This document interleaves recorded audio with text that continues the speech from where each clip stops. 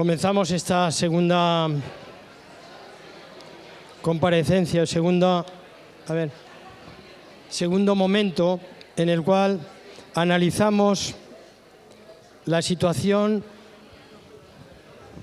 en este caso formativa, de los profesores en otros países.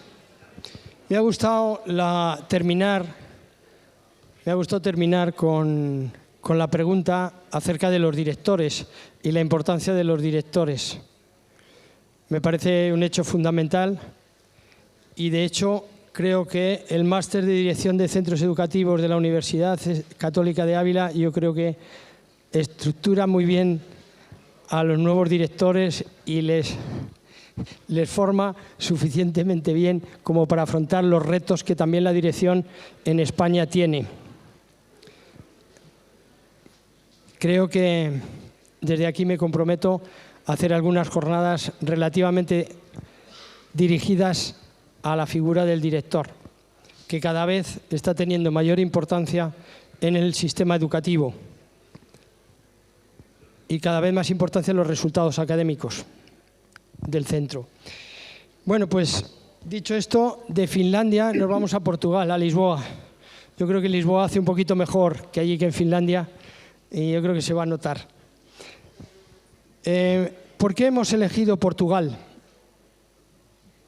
Pues porque cuando se hace la nueva ley, la LOMLOE, en las primeras declaraciones que hace el secretario de Estado de Educación, Alejandro Tiana, él habla de un sistema educativo en el cual se refleja un poco lo que ellos han querido hacer en la nueva ley. Y precisamente habla del sistema educativo de Portugal. Y entonces, bueno, pues hemos creído conveniente que, por una parte, Finlandia como espejo en unos momentos en los cuales, antes de la pandemia, los resultados educativos eran muy buenos, y los resultados en PISA, y otro que poco a poco se ha ido colocando también en los primeros puestos en estos informes, como es el caso de Portugal. Y hoy contamos aquí con la presencia de Nelson Santos, al que le agradecemos el estar aquí con nosotros, le damos las gracias, siempre se ha puesto a nuestra disposición para aportar sus conocimientos. Y Nelson Santos es licenciado en Educación Básica en la Facultad de Educación de Viseu, tiene la maestría en Ciencias de la Educación, es especialista en Educación Especial en la Universidad Católica de Portugal, sobre trastornos de hiperactividad, el déficit de atención, es formador certificado por el Consejo Científico de Educación, Portugal, en el área de Educación Especial, sensibilización, ha sido formador en diversas acciones formativas dentro del ámbito de la formación continua. Actualmente desarrolla su actividad profesional como coordinador del proyecto de intervención especializada y con el de profesor en el Colegio Pedro Arrupe. Es candidato a doctorado en el área de formación y supervisión del profesorado en el Instituto de Educación de la Universidad de Lisboa. También es profesor en el Instituto Superior de Educación y Ciencias, en el posgrado de Educación Especial, y es también profesor en la Universidad de Lusófona en Lisboa, dentro del máster de Educación Especial. Fue autor y coautor de algunos artículos publicados en revistas nacionales y extranjeras en áreas como educación inclusiva, formación inicial docente y diferenciación pedagógica, entre otras. También perteneció al comité científico y al comité organizador de algunos congresos internacionales, entre ellos el ISEC 2015.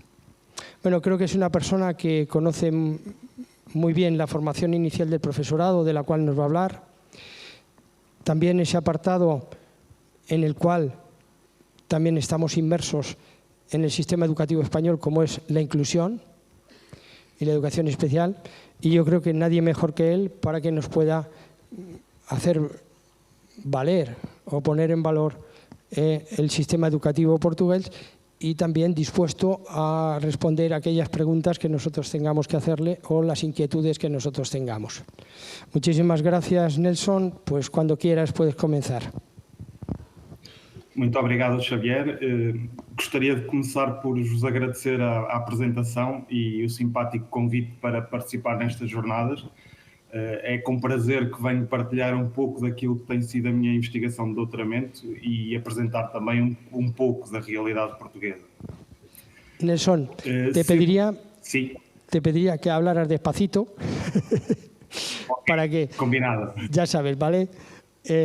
A ver, Nelson entiende muy bien el castellano, pero bueno, yo creo que se le entiende bien. Yo por lo menos le he entendido perfectamente cuando hemos hablado, pero sí que te pediría, por favor, Nelson, que hables despacito para poder cogerte un poquito más, ¿vale? Combinado. Obrigado. Sempre que nós abordamos o tema da inclusão, consideramos ser importante fazer aqui uma clarificação do conceito a que nos reportamos, daquele que queremos falar efetivamente.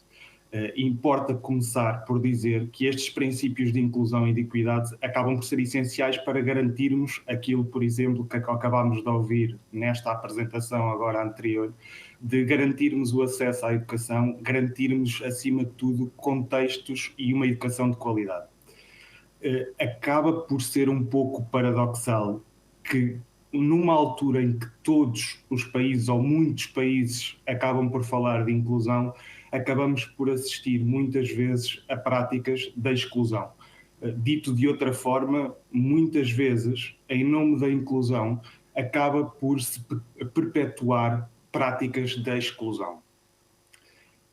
Muito mais recentemente, com a publicação dos Objetivos de Desenvolvimento Sustentável, isto torna-se muito importante, ou seja, não chega neste momento nós termos o acesso à escola, temos também que garantir oportunidades para que todos estejam na escola e para que todos estejam na escola a fazer aprendizagem. Entendemos por inclusão e por educação inclusiva um direito humano básico de acesso àquilo que é a educação de todas as crianças e jovens. Mas é importante referirmos e salientarmos que esta só será alcançada se conseguirmos promover não só o acesso, mas também a participação e o êxito de todos os nossos alunos. Assegurar o acesso é bom e ninguém pode contrariar que é um caminho que foi longo e que é positivo neste momento. Para vos trazer alguns dados, nós em Portugal neste momento temos cerca de 99% dos alunos que estão nas escolas, o que é um número efetivamente muito bom, mas não nos podemos esquecer e não podemos reduzir a que estes alunos estejam na escola apenas para socializar com os outros. Temos que efetivamente oferecer oportunidades de aprendizagem a todos. Nestas alturas eu gosto muito de citar uma pessoa que talvez alguns de vós conheçam, que é o professor António Nova. O professor António Nova tem dito várias vezes que conseguimos criar uma escola onde estão todas as crianças e jovens, mas ainda não conseguimos criar uma escola onde todos aprendam. Ou seja, ganhamos a batalha da presença, mas falta-nos ganhar a da aprendizagem. Esta é também, na minha opinião, um dos principais desafios que nós temos pela frente. Inclusão significa ser, ou seja, significa que a pessoa tem que ter direitos.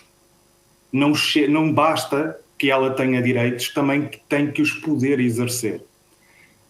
A pessoa tem que poder estar na comunidade a que pertence, de forma a poder estar com os outros, com aqueles que são os seus pares.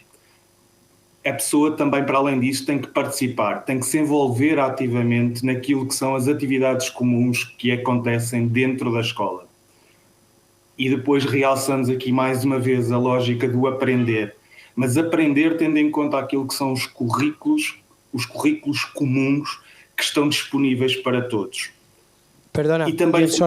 Nelson, perdóname, pero es que nos estamos quedando aquí todos. que nos enteramos muy poquito. Porque además tienes que, las diapositivas, si las puedes utilizar, para poder ir pasando y que por lo menos, más o menos, podamos entender en función de las diapositivas lo que nos quieres transmitir.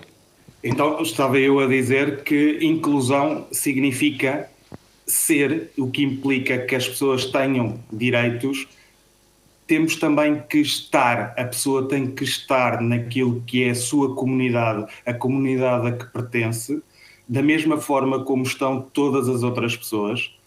A pessoa também tem que participar e envolver-se ativamente naquilo que é a vida da escola, daquilo que é a vida, as atividades comuns. Mas, acima de tudo, e voltando a realçar aquilo que dizíamos há bocado, a pessoa tem que aprender, o aluno tem que estar na escola para aprender. E, acima de tudo, sentir-se e ter o sentido de pertença, tem que se sentir reconhecido e como um membro de uma comunidade. A verdade é que atualmente ainda vamos aqui assistindo àquilo que é a consagração dos direitos na lei, através de políticas, mas que têm pouca consequência naquilo que são as práticas, naquilo que é a efetiva participação das pessoas. Os futuros professores têm que ter uma formação que os ajude a compreender qual é o significado de educação inclusiva. Mas mais importante do que isto é terem e que sejam preparados para que consigam pôr em prática aquilo que são os princípios da educação inclusiva. Para quê? Para podermos criar contextos de sala de aula que promovam a efetiva participação de todos, independentemente daquela que é a condição dos alunos. Precisamos de uma formação inicial de professores que se oriente para a inclusão, mas com abordagens holísticas, com abordagens como um todo, para que a educação inclusiva seja efetivamente encarada como a regra e não como a exceção. Nós somos implicitamente diferentes, porque somos pessoas. E quando se reconhece que uma pessoa com deficiência, conhecemos a pessoa e não a sua deficiência. Por isso, realço que a diversidade tem que ser concedida como uma característica da condição humana. É essencial que a formação de professores abrace esta diversidade como um imperativo de prática, com ações concretas e não como um compromisso secundário e a ser tratado de forma separada.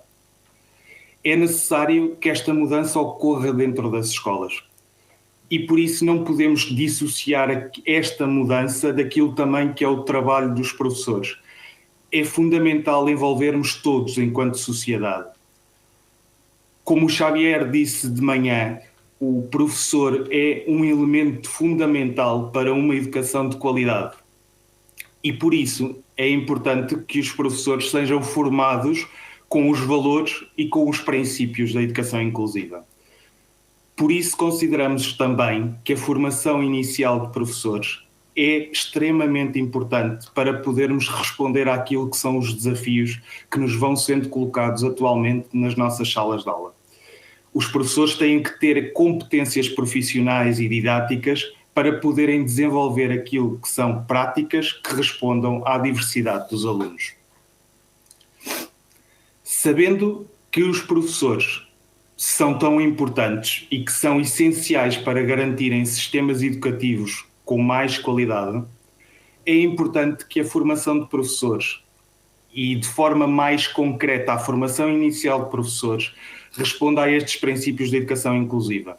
Para quê? Para podermos desenvolver nos futuros professores competências que tornem a inclusão de todos possível, que se torne uma realidade. No entanto, temos noção que este é um desafio. E é um desafio épico, porque ao longo da formação, ou exigimos que ao longo desta formação dos futuros professores desenvolvam métodos de ensino e estratégias que respondam a todos os alunos, mas não podemos limitar-nos a ter apenas uma disciplina ou uma unidade curricular relacionada com a educação inclusiva. Este é um desafio que deve ser encarado como um desafio ao longo da vida. Acima de tudo, e também com aquilo que o Xavier disse de manhã, é importante que os professores não estejam sozinhos. A colaboração é essencial. E por isso defendemos que uma mudança nesta área não pode apenas ser feita pelos professores. Embora estes sejam ou devam ser considerados como essenciais na mudança, aquilo que nós temos que ter é que os vários agentes educativos se unam em torno da escola, em torno de que profissional nós queremos, que alunos nós queremos para o nosso futuro. As entidades que pensam a educação têm que ter um plano de intervenção que nos ajude a clarificar o que é que nós pretendemos a curto, a médio e a longo prazo. Nos próximos diapositivos, nos próximos slides, trago-vos aqui algumas reflexões sobre aquilo que é o contexto português, mas que considero útil partilhar nestas jornadas, porque também pode ser útil para ajudar na reflexão que poderemos ter depois no final. São vários os estudos que nós vamos tendo ao longo do tempo que nos vão dizendo que a formação inicial de professores não tem respondido ao desafio da inclusão. Temos tido uma formação essencialmente virada para um saber académico e com pouca prática naquilo que é o trabalho desenvolvido na sala de aula. No que se refere à formação inicial, os professores, aqueles que acabam de ser formados, sentem ainda hoje muitos constrangimentos naquilo que é a resposta aos alunos com necessidades educativas especiais. Dizem que as suas formações não os preparou porque os conteúdos que abordam, ou porque nos conteúdos em que são abordados, ainda temos uma dicotomia muito grande e que normalmente foca muito aquilo que são as perturbações, os problemas, as deficiências. Aquilo que nós defendemos é que se deveria ter uma estratégia, uma abordagem mais centrada para aquilo que são as estratégias do dia-a-dia, para aquilo que é a diferenciação pedagógica enquanto um modelo, para podermos responder àquilo que são os desafios do dia-a-dia na resposta à diversidade. Neste momento, em Portugal, e desde 2007, é neste momento obrigatório todos os professores terem um master, um mestrado. Até 2007, aquilo que nós tínhamos era uma formação em que tínhamos apenas a licenciatura como a formação que era necessária para o professor ficar habilitado para ser professor. Depois do processo de Bolonha, transformámos aqui aquilo que é a formação e hoje em dia um professor, para poder ser professor, tem que ter, no mínimo, um mestrado em ensino. Trago-vos apenas aqui dois exemplos, a título de exemplo mesmo, dois exemplos de perfis de formação, em que numa primeira fase o professor deve fazer, ou o futuro professor deve fazer uma licenciatura em Educação Básica, que corresponde a sensivelmente 3 anos, ou 180 créditos, e depois faz o seu respectivo Master. Nestes dois casos e neste perfil 4, temos aquilo que é o profissional que fica habilitado para ser professor do primeiro ciclo, mas também fica depois habilitado para dar aulas ao segundo ciclo, a alunos dos 10 aos 12 anos, de português, História e Geografia de Portugal.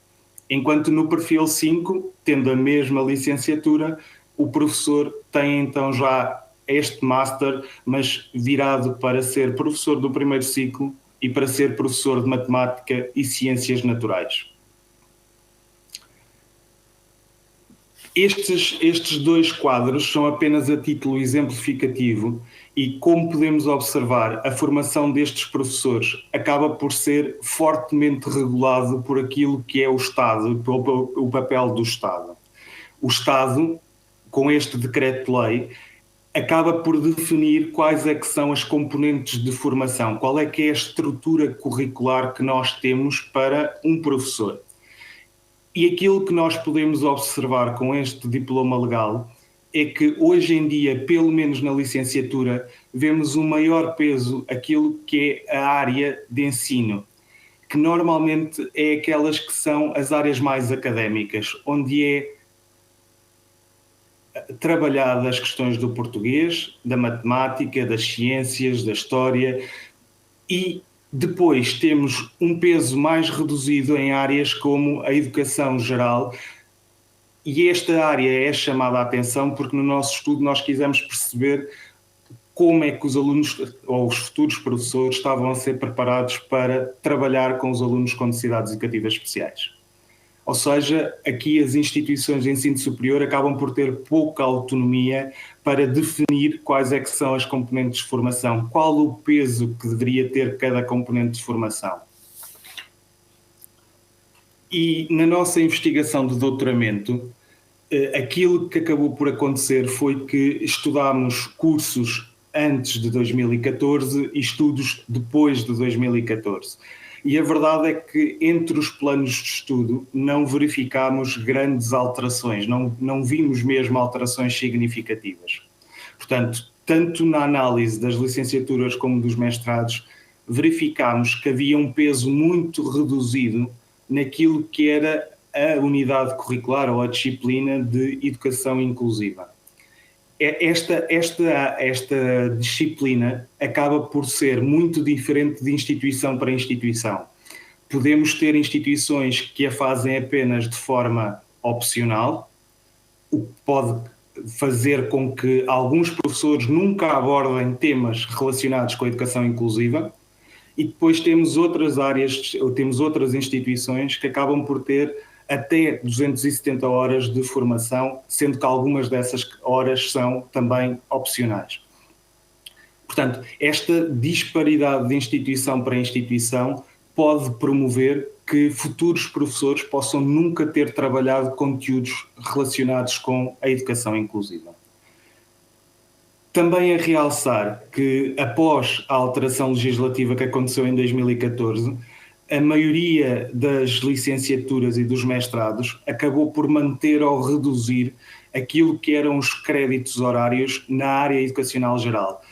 Isto é tanto ou mais importante porque esta acaba por ser a componente onde normalmente são abordados os conteúdos da educação inclusiva e das necessidades educativas especiais.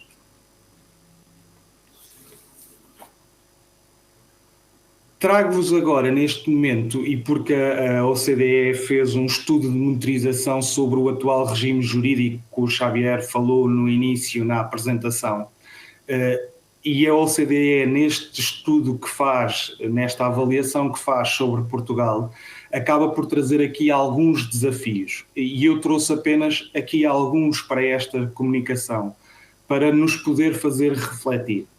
É que apesar do longo caminho que Portugal e o quadro jurídico português foi fazendo, ainda temos nos dias de hoje muitos atores que ainda entendem a inclusão como estando relacionada para alunos com necessidades educativas especiais. Ou seja, na prática, e no nosso estudo conseguimos ver isto, o conceito de educação inclusiva acaba por estar assimilado pelo menos ao nível dos discursos, mas aquilo que depois vimos é que operacionaliza-se pouco na prática. As práticas ainda não se traduzem em práticas efetivamente inclusivas. E normalmente os discursos estão muito relacionados com a educação especial e com os alunos com necessidades educativas especiais, com abordagens de intervenção demasiado assistencialistas. Para nós podermos fazer progressos nesta área, era importante que nós nos afastássemos destas reflexões centradas nas deficiências de determinados alunos, para nos passarmos a centrar naquilo que são as barreiras dos contextos e que estas limitam a participação e o desenvolvimento dos alunos. A OCDE também neste estudo acaba por nos trazer também esta nota que normalmente os currículos da formação inicial de professores acaba por surgir como ficando ao critério das instituições, tal como eu vos tinha dito há bocado, e muitas vezes aparecendo de forma optativa. Isto acaba por se traduzir em algumas dificuldades naquilo que é depois as práticas. Nós conseguimos perceber que os professores portugueses estão altamente qualificados, palavras da OCDE e que normalmente valorizam muito a educação inclusiva. Acabámos de dizer há pouco. Valoriza-se muito a educação inclusiva, pelo menos ao nível do discurso. E é importante este desafio, porque diz que, apesar disto, a formação inicial dos professores continua a não os preparar de forma adequada para trabalhar com a diversidade, com a equidade e com a inclusão. Ou seja, verificamos que o discurso dos próprios professores que formam os futuros professores realça que não estamos a preparar adequadamente aquilo que são os futuros professores que nós teremos nas nossas salas de aulas. E por isso parece-nos importante investir nesta necessidade de rever a formação, nomeadamente no que diz respeito aos princípios da educação inclusiva. Dissemos lá há bocado, e a OCDE também o diz, apesar do acesso estar garantido, continuamos a ter práticas de exclusão. Práticas que acabam por segregar alunos com base na sua condição. E a verdade é que este tipo de abordagem, este tipo de discurso demasiado orientado para os alunos com necessidades educativas especiais e principalmente para as perturbações, acaba por ofuscar um bocadinho, acaba por tirar o foco daquilo que deveria ser o trabalho do professor, que era pensar como promover a aprendizagem, como fazer com que todos possam efetivamente aprender. A formação inicial dos professores deveria deixar de olhar para aquilo que é a condição do aluno e devia focar mais naquilo que é a diferenciação das estratégias e do currículo para a efetiva participação dos alunos. Dito de outra forma, formar os futuros professores para diferenciar aquilo que são os produtos, os processos, as tarefas, os conteúdos, ajudar os professores a terem estratégias que promovam a participação de todos os alunos. Em nossa opinião, deveria passar a haver uma unidade curricular, uma disciplina obrigatória de educação inclusiva nos cursos de licenciatura. E esta unidade curricular devia ter em conta aquilo que é o respeito e a resposta às diferenças humanas e ao modo como nós devemos incluir os alunos nas diferentes atividades.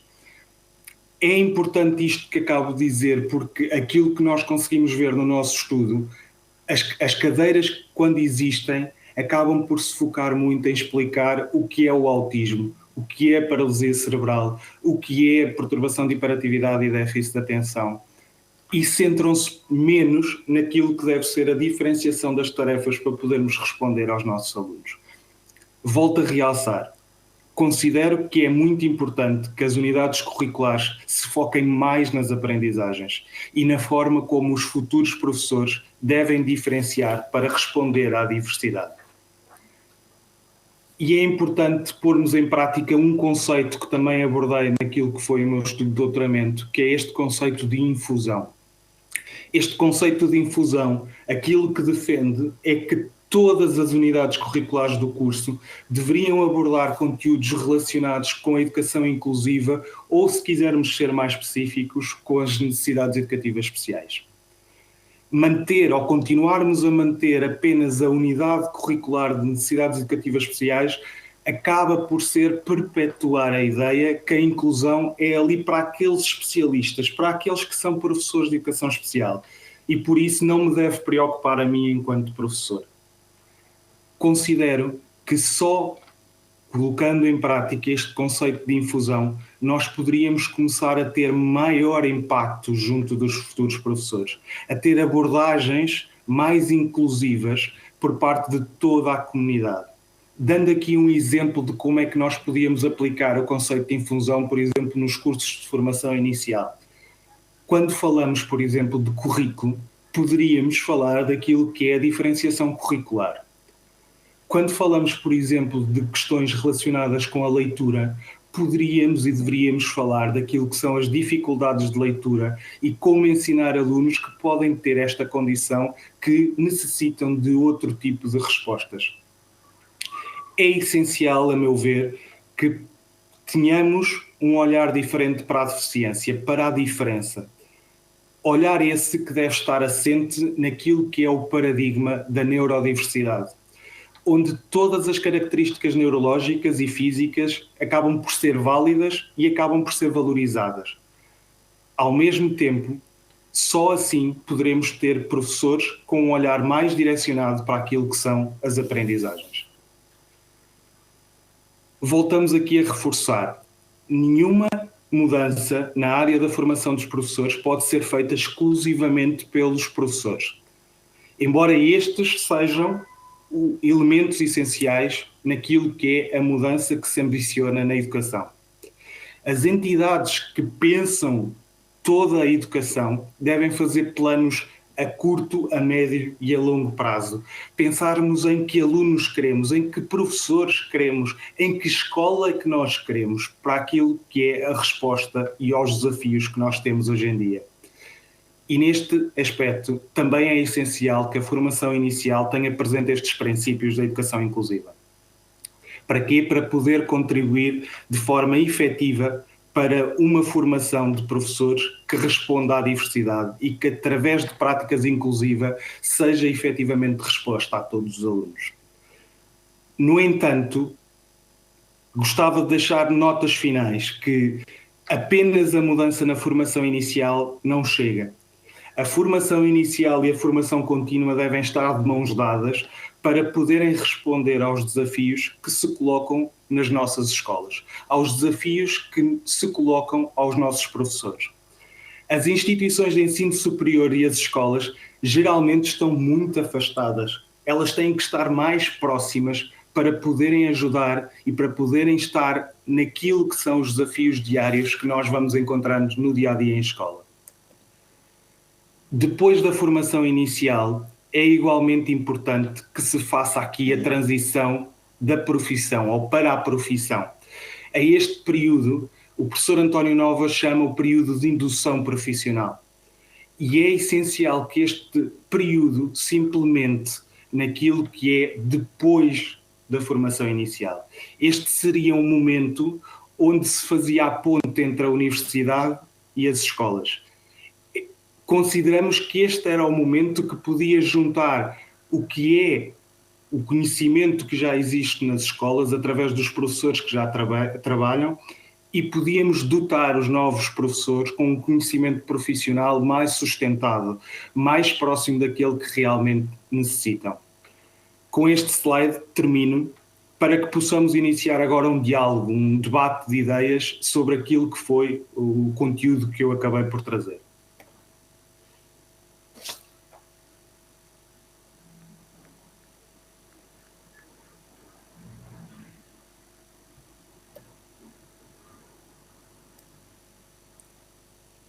Muchas gracias, Nelson. Muchas gracias, sobre todo, fundamentalmente, por tu esfuerzo. De verdad que es encomiable. Te damos las gracias por presentarnos una realidad que también tenemos en España, como es la inclusión, como es las escuelas inclusivas. Y bueno, pues nosotros estamos recorriendo también ese camino. Yo quería hacer, porque vamos mal de tiempo y si nos ponemos a preguntar, puede ser complicado. Entonces, una reflexión que quiero hacer. Y yo tuve la suerte de poder participar, porque estuve liderando un proyecto para transformar un centro educativo. El centro educativo, no sé si le conocerás, es el centro de Inmaculada, el Colegio Externato Inmaculada Concepción de Oporto. Sí, estuvimos 4 años haciendo el traslado hacia lo que es ahora la Fundación Arenales, que tiene allí, de una institución educativa, lo pasamos a una fundación, pero ampliamos lo que era el Ensino hasta cuarto, y terminamos haciéndolo hasta sexto de Ensino. Y yo creo que pude reflejar o pude ver que quizá la diferencia y los buenos resultados en PISA del proyecto de Portugal en unos determinados momentos, no sé si estarás conmigo, fue debido a la evaluación. A ver, nosotros seguimos teniendo muchos problemas para la evaluación, tanto de profesorado como de los propios alumnos. Mientras que ellos llevan durante mucho tiempo, dentro de su sistema educativo y dentro de su normativa, que los profesores se evalúan. Y los profesores se evalúan públicamente. Es decir, que no es... Y segundo, también se evalúan los alumnos. Es decir, los alumnos en tercero de ensino pasan una prueba de lectoescritura, de tal, que es nacional. Y además es pública. Con lo cual todos los centros educativos tienen que trabajar para lograr esos éxitos. Quizá la exigencia de los buenos resultados, la exigencia de que salgas bien evaluado, aunque solo sea por rendición de cuentas, no como mejora, hace que el sistema educativo o los profesores, de alguna manera, se formen, trabajen y orienten su enseñanza hacia esos resultados. Pero también es cierto que puede ocurrir que eso lleve a que todos los centros educativos, digamos, su enseñanza se dirija solo y simplemente hacia los alumnos que son, digamos, estándar, como tú decías, ¿no? Aquellos alumnos de media, es decir, ni por arriba ni por debajo. Entonces, todo dirigido hacia ello. No sé si nosotros, también nosotros en España, hemos conseguido pasar esa barrera de enseñar hacia la media. Y seguimos con ese sistema decimonónico, para todos igual, todo lo mismo. Y luego los que salen, por arriba o por abajo, los ayudamos. Quizá, no sé si hemos salido de eso y si quizá en Portugal pues sea reflejo de esa mejora debido quizá a la exigencia. Con lo cual, bueno, pues yo siento que os hayáis perdido mi conferencia de esta mañana sobre la evaluación de competencias, ya lo siento, pero bueno, no, ahí estamos. Pues muchas gracias. Nelson, no nos da tiempo a más porque está ahí el conferenciante, el siguiente, y bueno, pues encantado. Esperemos que tenerte aquí en la universidad en algún momento. Ya estaremos en contacto para que vengas en algún momento a la universidad de manera presencial y bueno, pues podamos charlar sobre estos temas de la inclusión que también son importantes. Muchísimas gracias, Nelson. Muchas gracias. Muito obrigado, Xavier. Muito obrigado.